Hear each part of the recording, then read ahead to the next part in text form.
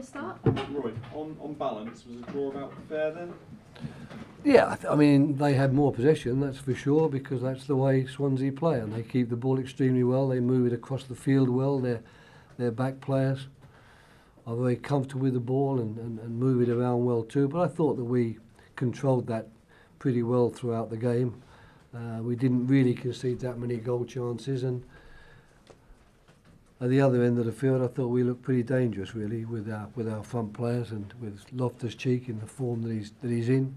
So when we took the lead, I was rather hoping we would continue defensively as we've been doing and not concede and go away with the victory. But Swansea scored an excellent goal, a really good piece of football from Ayew, a wonderful strike.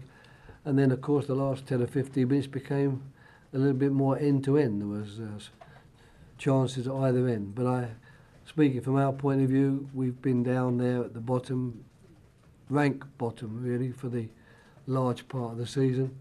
We're picking up points now, sometimes only one, sometimes lucky enough to get three. We've got to be satisfied with that. We mustn't start thinking that we're going to put a run of 4 or 5 victories together and come away and beat every team that's put in front of us, because Swansea have got every right to play in the Premier League and win Premier League matches as we have. So I think that from our point of view, it's away from home. 2 different away fixtures on paper, Leicester and Swansea. We've taken 4 points. I think I've got to be more than satisfied with that. And it'll be interesting to hear what Liam thinks about the point from his point of view, whether he's satisfied with it or whether he thinks his team were worth all 3. Well, I mean, it's 8 games unbeaten. I mean, what's the difference in kind of outlook between when you arrived and now?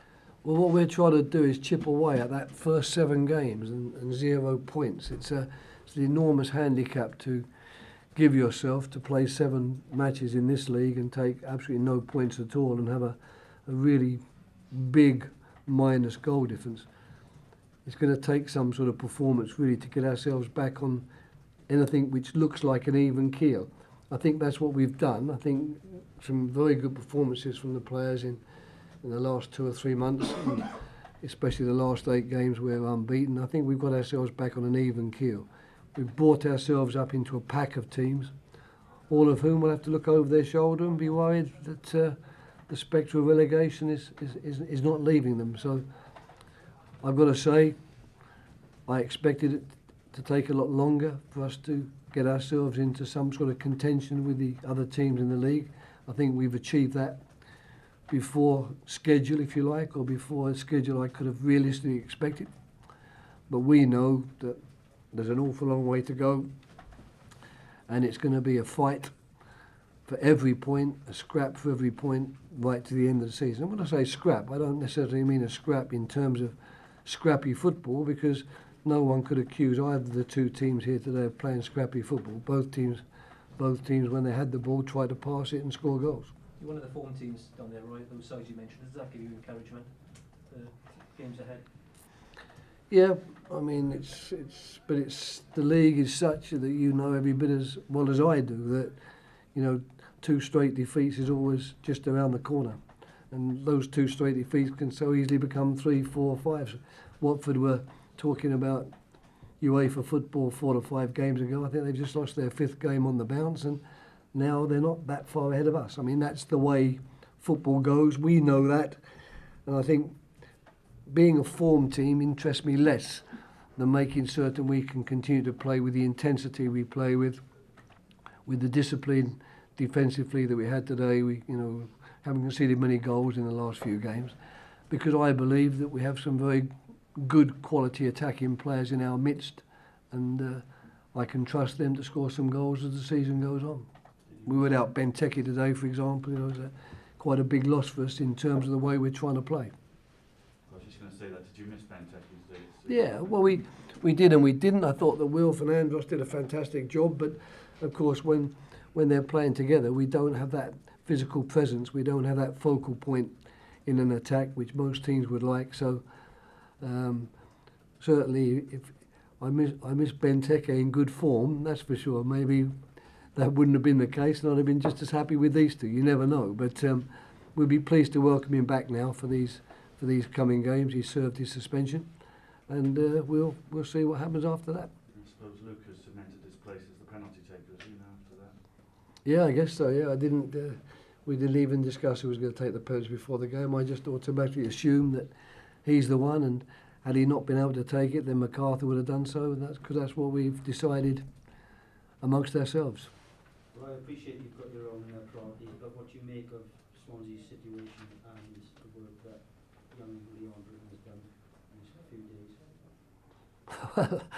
I got no idea what work Leon Britton's done in these few days. I mean, I'm afraid, you know, obviously journalists will always be believers in the magic wand.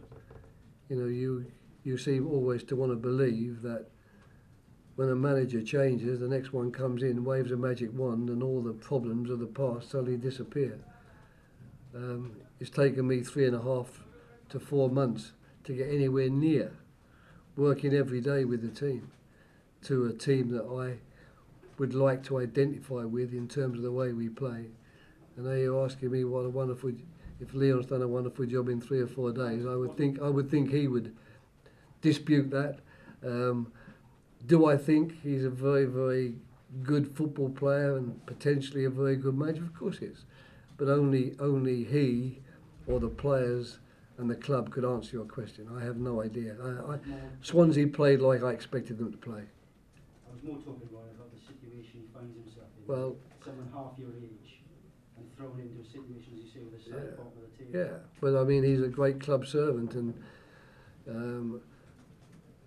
I don't know what the club's plans are going forward. I don't know what Leon's plans are going forward. But if you're saying to me, would you be surprised if Leon Britton has a major part to play at some stage in the future with this football club as a coach or manager? Of course I wouldn't be, because you know, he's an integral part of what Swansea City has been these last few years. But when he does become a manager, he would join quite a long list, won't he? I was looking at the pictures. On the wall the other day. I counted 10 since Kenny Jackett, and that's not including caretaker managers. So he'll be in a nice group of people there as well. A good few of them. You've got Arsenal. I wish him well. You've got Arsenal next, right? Is that a game you can sort of really look forward to, given the runs we mentioned you're on? No, I certainly don't look forward to playing the teams that are fully expected to beat us by everybody, and a team that is such a good team with so many good players. We're going to find it very difficult to give them a game. We don't beat them very often, neither at home nor away. We'll have to be at the absolute top of our game, which means playing better than we did today, and then we'll have to hope that Arsenal, for some reason best known themselves, decide to play badly. Then we might have a chance. Any other questions?